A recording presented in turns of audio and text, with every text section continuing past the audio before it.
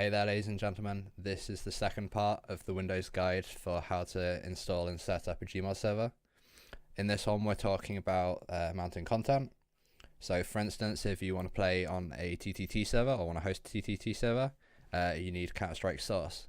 So this is how to get that sort of thing set up. It works in a similar way to how we installed the Gmod server.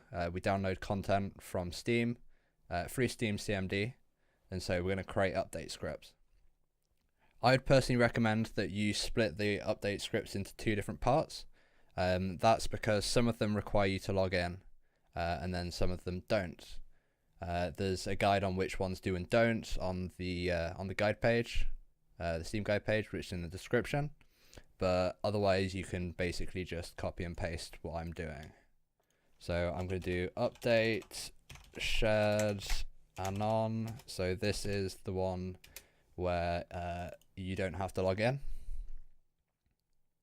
So I'm literally just going to copy and paste it from the guide. And then what you need to do is you need to fill in this here. So I'm going to put it so that it is inside of the Gmod server directory, like so, and we can just copy that through so that it looks like this, and we can save that.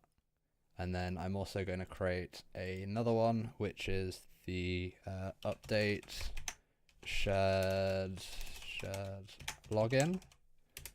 So that's ones that require you to log in.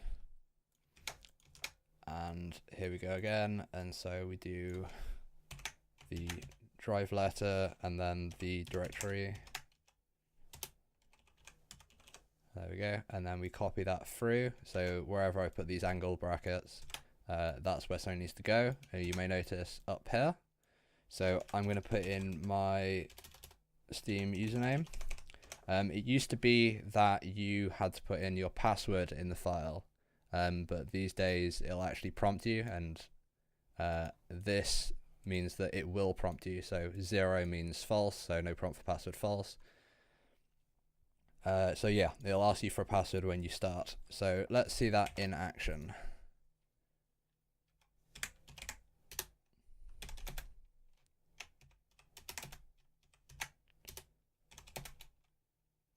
So I'm just changing directory using CD to get to the right folder.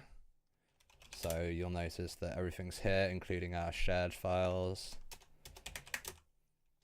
So steam cmd.exe plus run script, and then we put update, not gmod, shared, and we can do anon.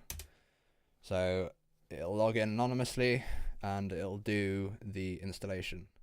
So I'm going to let this run and then I'll get back to you when it's finished. Okay, so it's about 20 minutes later.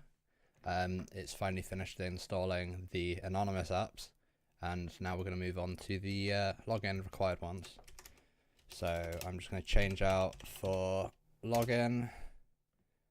And so it's going to ask me to type in my password, which it may not look as if anything is happening, but the characters are being entered. And if you have two-factor on your Steam account, as you should, you'll have to type that in as well. And once that's done, it will just progress through and install the stuff. So 420 is Half-Life 2 Episode 2. So you can really tell it is the dankest of all the Half-Lives.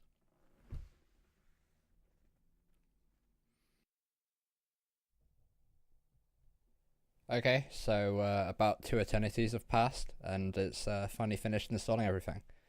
So if we go to the Gmod server folder, we've now got shared content, and we have all of these different Half-Life 2 based and source based applications. So what we can now do is we can go into Garry's mod, this folder here. We can go to config and we can find mount.config. And so what we're going to want to do is we're going to want to copy across the provided thing that I put in the guide, and we're going to want to put the path to the server here. So for me, it is h:/gmod_server. It's whatever you've used. Make sure that there isn't a slash at this end. I mean, I don't know why you'd put one there, but just don't, like, they tell you not to. And we copy that across for each. And that's all there is to it. I'm sure for you doing this, it'll have taken just as long as me, except for those people who got really fancy internet. But yeah, this is it. It should work. When you load up your Half-Life dedicated server, when you go onto it, you should be able to spawn all the props that are in this in Sandbox. And if you're hosting TTT, it should work because you've got Counter-Strike source. Okay, so I hope that's been helpful. In the next video, we'll be covering like adding content, so add-ons, all that business. So I hope you've enjoyed this, and goodbye.